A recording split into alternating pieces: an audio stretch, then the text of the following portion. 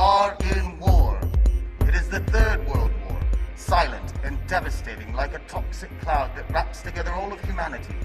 As with every war, the goals are always the same: divide, conquest, and destroy. The only difference is now, the weapons are not guns or bombs or missiles. They're called spread, BCE, swap, austerity, fiscal compact, ESM, credit rating, and many more. They're equally strong weapons of mass destruction, but it's the army of the finance speculation, the one who strangles the economy, the one who harasses the democracies, the one that makes us scared slaves, the one that imposes a lifestyle upon all of us that we don't like.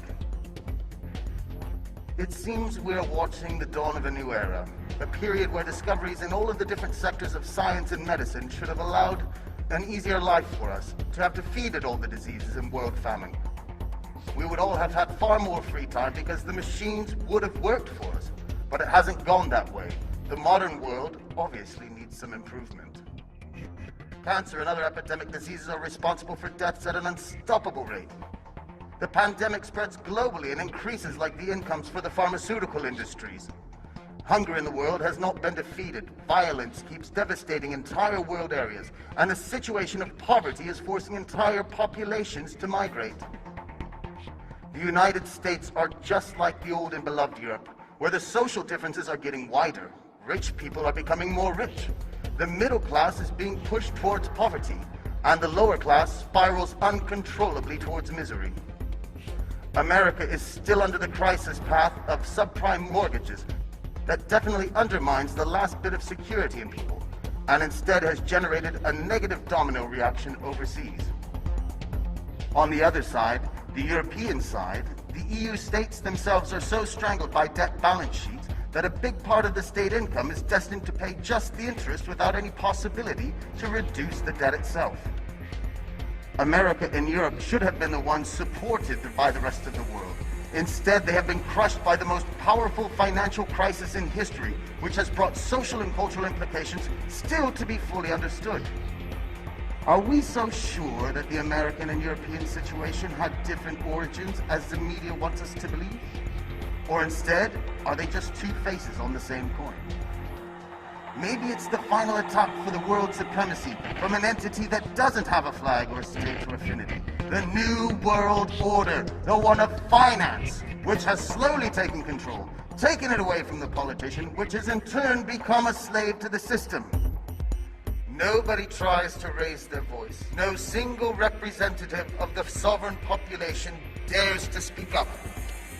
But I will. We have to reclaim the power, to snatch it away from the powers of finance, the finance that magically creates money from nowhere. We must instead give it back to the citizens of the economy, in the name of prosperity, wealth, and freedom. No political leader will ever say that money is being printed in a private institution.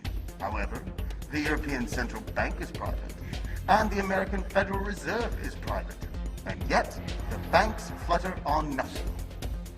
You must know that if tomorrow all the owners of bank accounts and other deposits should arrive in the bank to take away their cash, only the first 3% could be satisfied before finishing the cash money. Don't believe me? Have a look at what Cyprus is facing now. More countries are destined to follow. Maurice Allais, winner of the Nobel Prize for Economics, wrote in 1999, "The actual money creation from nowhere operated by the bank system is identical to the creation of money by forgers. The results are basically the same. The only difference is who gets the profit of it." More than 80 years ago, Bertolt Brecht wrote in Santa Giovanna di Mascelli that it was more criminal to establish a bank and then rob it. Aha! Now there's a true prophet. At the time, the weapons of mass destruction were not yet created by finance. Which ones? Well, between the lies and the misleading, all at the service of finance, the choice is huge. The ESM, for example, is the European mechanism of stability. Or is it? The new Save the State funds, or as we all know in reality, are the bailouts to help just the banks and businesses. Just take a look at Greece. For all of this support, 52% goes to the international banks and to the business owners to help them, to reward them, to save them. There is 23% which goes to the European Central Bank. Then there is 20% which is designated for the Greek banks. And finally, just a meager 5% actually goes to the Greek state and their citizens. Something, or should I say some things, are clearly wrong here. You must understand something. The user is only afraid of one thing, which is that his client will die. The user has to constrict them so he can make them a slave, but the client doesn't have to die. I'd like you to keep in mind something very important, which is when all of us are asked to tighten up the belt, is Europe asked to do the same? This is bullshit. Sometimes there's a gentleman who asks us just that, Mr. Van Rompuy, President of the European Council, elected by governments and not by the citizens.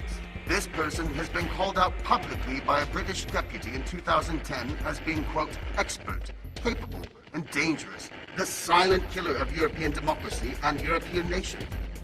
No. He is wrong. He is just another slave of finance. A slave of the big banks, of Goldman Sachs, One for All, the big names, Bilderberg, Aspen, Trilateral, and these names, these conspirators, they all want us to believe that it's a lie. Conspiracies, as they call it, but instead it's all true. We are familiar with one of the big, powerful people in the world. 50 years ago, in 1963, President Kennedy signed the 1110 Act, where he took away the exclusivity from the Federal Reserve and gave the Treasury Department the faculty to print money. This was a big strike to overpower the Fed, which, by the way, is a private bank, and also the banking system. It was June 4th, 1963, and less than 6 months later, President Kennedy was killed. Coincidence? Obviously. You must realize that changing politics is simply not enough. Even swapping out the old castes in the current parliament won't work. The real revolution is an internal act. It is in our conscience, and it is based on changing our mental perception, to pass our egocentrism, and to acknowledge what is the final goal in our society. Not the profit for a few, but a wealth for all. You, just tell me, are you happy? So, from this moment, since the finance started the war, I declare to the men and women of power, so big, so few, so timid, with what weapons shall we fight back? With the power of information, with communication and the sharing of my knowledge, with all of the people in the world rising up as one voice. Now, they know that I know, but now you know as well. My friends, happiness is freedom. Freedom is still in the distance, but the choice has been made.